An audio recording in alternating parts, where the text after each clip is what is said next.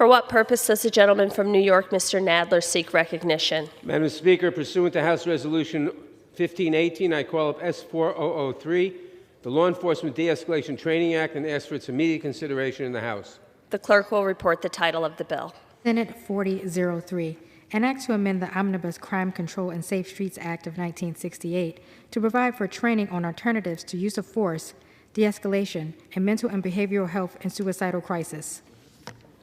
Pursuant to House Resolution 1518, the bill is considered read. The bill shall be debatable for 1 hour, equally divided and controlled by the chair and ranking minority member of the Committee on the Judiciary or their respective designees. The gentleman from New York, Mr. Nadler, and the gentleman from Arizona, Mr. Biggs, each will control 30 minutes. The chair recognizes the gentleman from New York, Mr. Nadler. Madam Speaker, I ask unanimous consent that all members may have 5 legislative days in which to revise and extend their remarks and insert extraneous material on S4003. Without objection. Madam Speaker, I yield myself such time as I may consume. The gentleman is recognized. Madam Speaker, S4003, the Law Enforcement De-Escalation Training Act of 2022, is bipartisan legislation that would improve training for law enforcement officers, including training on using alternatives to force and de-escalation tactics. This bill was previously brought to the floor under suspension of the rules, but it failed to garner the necessary 2/3 majority support. I was disappointed to see some of my Republican colleagues to continue to lead efforts to withhold desperately needed training resources from law enforcement officers. I am hopeful that my colleagues on the other side of the aisle may have had more time to consider the significance and importance of passing this critical legislation to not only improve policing practices through increased training, but also to make our communities safer by ensuring individuals in crisis receive the help they need. Law enforcement officers are often the first responders to individuals in crisis. While we have worked to develop and implement non-local law enforcement crisis response services, there continues to be a need to train and equip law enforcement officers to de-escalate interactions and divert individuals to appropriate mental and behavioral health services. Additionally, there is a need to provide officers and crisis response teams the tools they need to understand and respond to individuals with disabilities.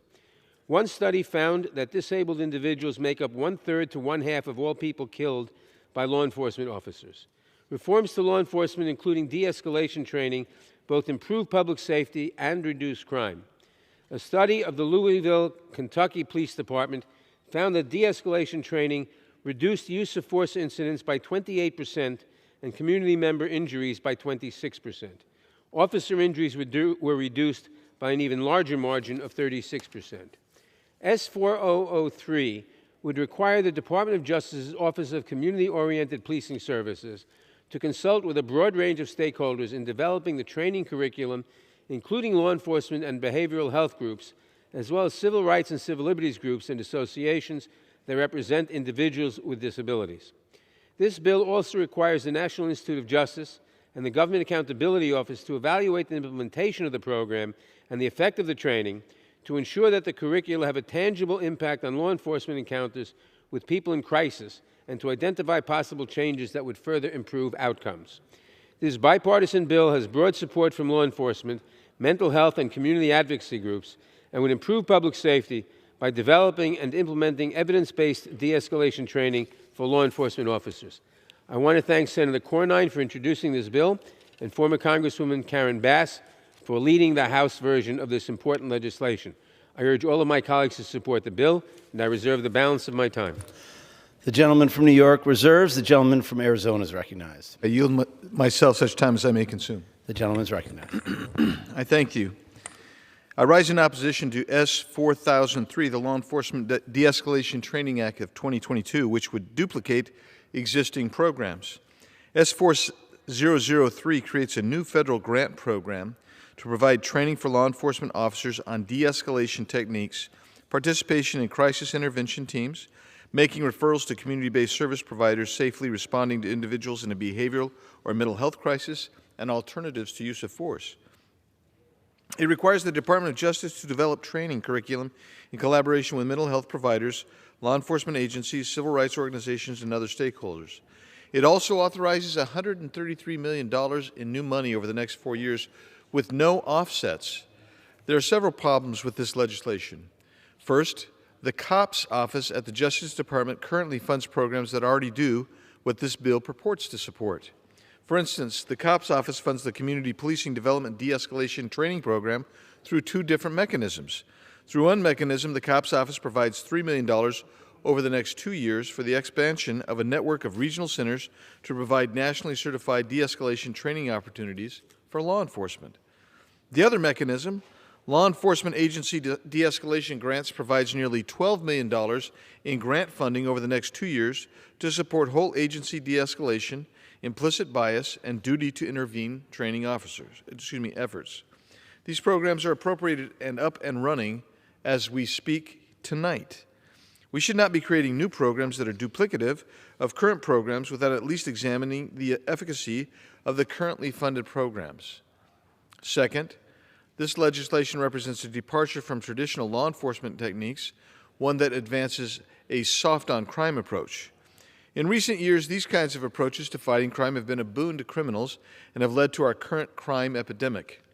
We need to seriously address this crime epidemic, not fund duplicative programs that would keep cops in cars. Finally, this bill is yet another step in federalizing our local police departments. The bill imposes onerous reporting requirements that will be created with input from liberal special interest groups, which can amount to a backdoor way to defund the police. Law enforcement organizations that fail to meet rigorous reporting requirements created by input from some organizations that advocated for defunding the police will lose training funding under these programs for 2 years. Local policing is a function of local government. The federal government should not be imposing its will over these departments and expanding its spending program with this bill. I urge my colleagues to oppose this legislation, and I reserve the balance of my time. The gentleman from Arizona reserves. The gentleman from New York. Mr. Speaker, I now yield 2 minutes to the distinguished gentleman from California, member of the Judiciary Committee, Mr. Correa. The gentleman from California is recognized for 2 minutes. 2 minutes. Thank you, Mr. Chairman. Mr. Speaker, I rise today in strong support of the Law Enforcement De-Escalation Act that will add additional funding for our local police officers. In my local police agencies, they are asking for this funding. They are asking for additional training. Today, the job of a police officer goes beyond protecting our family. Today, we're asking police officers protect our families and address mental health issues and address substance abuse issues and address the issue of homelessness. We've watched in horror on television as situations get out of control because police officers are not trained to deal with these issues on a day-to-day basis. It's time to make a difference. It's time to train our peace officers to do the job that we hire them to do, which is protect our families and to address the local issues, to address the new jobs that we have asked them to take on. This bill will assure that our peace officers are trained and prepared to handle the situations they encounter on the day-to-day basis. I urge my colleagues to please support additional funding that our local police officers and local police agencies are asking for. Thank you very much, and I yield. The gentleman from New York reserves. The gentleman from Arizona. Reserve. Gentleman reserves. Gentleman from New York is recognized. Mr. Speaker, before I recognize our next speaker, I'd like to ask unanimous consent to insert into the records letters in support of this legislation from the Louisiana Sheriff's Association, the Major Cities Chiefs Association, the National Fraternal Order of Police, the American Conservative Union, the American Academy of Social Work and Social Welfare, the American Association for Psychoanalysis and Clinical Social Work, the American Association of Psychiatric Pharmacists, the American Association on Health and Disability, the American Foundation for Suicide Prevention, the American Group Psychotherapy Association, the American Psychiatric Association, the American Psychological Association, the Anxiety and Depression Association of America, the Association for Ambulatory Behavioral Health Care, the Children and Adults with Attention Deficit Hyperactivity Disorder, Depression and Bipolar Support Alliance, the Maternal Mental Health Leadership Alliance, the Meadows Mental Health Policy Institute, the NAADAC, the Association for Addiction Professionals, the National Association on Mental Illness, the National Alliance to Advance Adolescent Health, the National Association for Children's Behavioral Health, the National Board for Certified Counselors, the National Council for Mental Well-Being, the National Eating Disorders Association, the National Federation of Families, the National Network of Depression Centers, Catholic Charities USA, Catholic Prison Ministry Coalition, the Committee on Domestic Justice and Human Development, the United States Conference of Catholic Bishops, the Center for Public Justice, the Jesuit Conference Office of Justice and Ecology, the National Association of Evangelicals, the National Latino Evangelical Association, the National Hispanic Christian Leadership Coalition, and the Prison Fellowship. And now yield... Without objection. I now yield 1 minute to distinguished gentleman from Texas, a sponsor of this legislation, from Maryland, I'm sorry. Far be it from me to transfer you to Texas. I now yield 1 minute to distinguished gentleman from Maryland, a sponsor of the legislation, Mr. Trone. The gentleman from Maryland is recognized for 1 minute. Thank you, Mr. Speaker. It's clear everybody supports this legislation. All of my police departments, all of my sheriffs, all support this legislation. I urge my colleagues to pass the Law Enforcement De-Escalation Training Act, a bill I'm proud to co-lead with my friend, Los Angeles new mayor, Karen Bass.